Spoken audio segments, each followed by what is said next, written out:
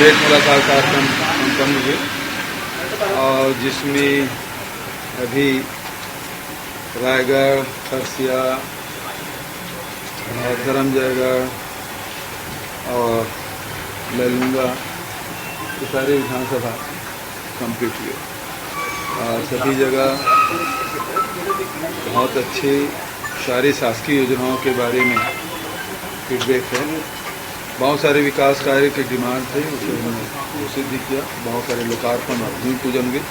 रायगढ़ जिले में मुख्य रूप से सड़कों की हालत ठीक नहीं है, खासकर जो खदान एरिया है, जिला खदान है, चाहे वो ACCL के हो चाहे वो प्राइवेट हो, और इस कारण से बड़ी गाड़ियाँ जाने के कारण सड़कें खराब हुई है और सारे उसको स्वीकृत भी कर दिए गए। बरसात के बाद उसको प्रारंभ किया जाएगा। एक अच्छी बात ये हुई है कि अभी लगातार उन क्षेत्रों में भी स्वामी आत्मानंद बिजली स्कूल की डिमांड और बैंकों की डिमांड ज़बरदस्त आदिवासी क्षेत्रों में, तो उसकी भी घोषणा मैंने की है ताकि दूर न जाना पड़े और उनकी व्यवस्था हो सके। तो हमारी नीति है, चाहे वो कृषि नीति हो, चाहे लघु वनोपज संग्रहण की नीति हो, और उसे जो दाम मिल रहा है और इसी कारण से लोगों के पास पैसा पहुँच रहा है और बैंकिंग की बहुत ज़रूरत है।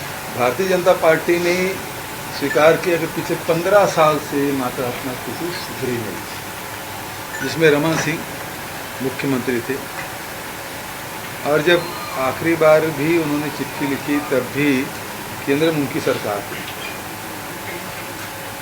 तब भी वो नहीं सुधरा। लोग आंदोलन करते रहे। सौरा जनजाति के आंदोलन में खुद ही गया था, हजारों लोग उसमें शामिल थे। अभी फिर से जब हमने 2021 में पहल की और नीति आयोग की बैठक में भी इस मामले को उठाया, तब जाके ये पूरा हुआ। मैं सभी हमारे, चाहे वो नगीसिया किसान हो, सौरा हो, गोंड के नाम से धनगढ़, भांगड़ और बहुत सारे इस प्रकार से जो मात्रात्मक त्रुटि के कारण से हमारे आदिवासी भाइयों को इसका लाभ नहीं मिल पा रहा था। खासकर बच्चों को जाति प्रमाण पत्र नहीं बना पाते थे, जिससे पढ़ाई में दिक्कत आती थी, उच्च स्तर की पढ़ाई में तकलीफ होती थी, सिलेक्शन हो जाए तो नौकरी नहीं मिल पाती थी, जाति प्रमाण पत्र नहीं होने के कारण, और साथ ही जो शासकीय योजना है उसका भी लाभ नहीं उठा पाते थे। अब लाखों ऐसे हमारे मात्रात्मक त्रुटि के कारण से जो वंचित रह गए थे उसका लाभ उठाया। आज हिमाचल प्रदेश के बारे में वर्चुअल बैठक वेणुगोपाल जी ने ली और वहाँ के जो संगठन के गतिविधि है, जो आने वाले चुनाव हैं उसके संदर्भ में ये बैठक थी और उन्होंने जानकारी ली। PCC चीफ भी थे, प्रभारी महामंत्री हैं वो भी थे, सारे लोग उसमें जुड़े हुए थे। कोयला यदि 18,000 रुपया प्रति टन के हिसाब से मिले, 15,000 रुपये प्रति टन के हिसाब से मिले, तो उत्पादन कास्ट बढ़ेगा, उत्पादन लागत बढ़ेगा नहीं बढ़ेगा। जब उत्पादन लागत बढ़ेगा तो बिजली के भाव बढ़ना ही बढ़ना है। जितने भी NTPC के पावर प्लांट हैं वो बिजली दर बढ़ाएंगे तो राज्य में बिजली की कीमत नहीं बढ़ेगी। वो तो अभी और तैयार रहिएगा, जब पूरी तरह इसका इफेक्ट आएगा तब तक कि बिजली बिल और बढ़ जाएगा। तो लखीमपुर खीरी ऐसा स्पॉट हो गया है जहाँ किसानों को मंत्री के लड़के थार गाड़ी से रौंद देते हैं।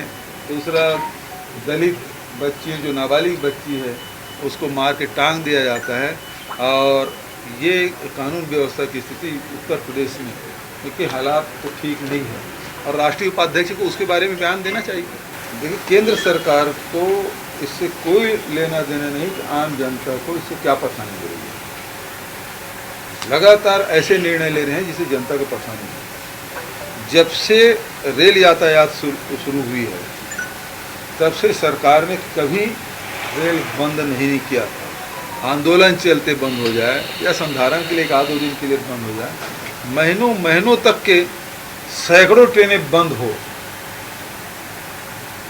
जिसे गरीब लोग, मध्यम श्रेणी के लोग यातायात करते हैं, उसको बंद कर दिया गया। उसकी परेशानी से कोई लेना देना नहीं है।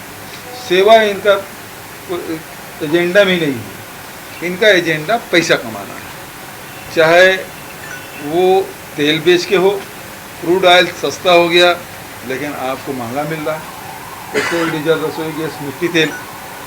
अब कोयला ढुलाई के नाम से ये बंद किए, कोयला ढुलाई करेगा तो पैसा फायदे में तो रहेगा, लेकिन पब्लिक ट्रांसपोर्टेशन है वो बंद है, पैसेंजर ट्रेन बंद है और जो ट्रेनें चलती है वो कई कई घंटे लेट चल रही है। तो यातायात को जो हिंदुस्तान को जोड़ने वाली सबसे बड़ी मतलब व्यवस्था है हमारी ट्रेनें हैं, तो उसको ये कमज़ोर करने और इसको भी देर सवेर बेचने की तैयारी इनकी है, ये दिखाई पड़ रहा है। और उसके बाद कोयला उपलब्ध नहीं हो पा रहा है, जितने देश में खदान हैं वो पूर्ति नहीं कर पा रही है, ट्रेनें रद्द करने के बाद भी, और कोयला ये आयात कर रहे हैं, दूसरे देश से ला रहे हैं।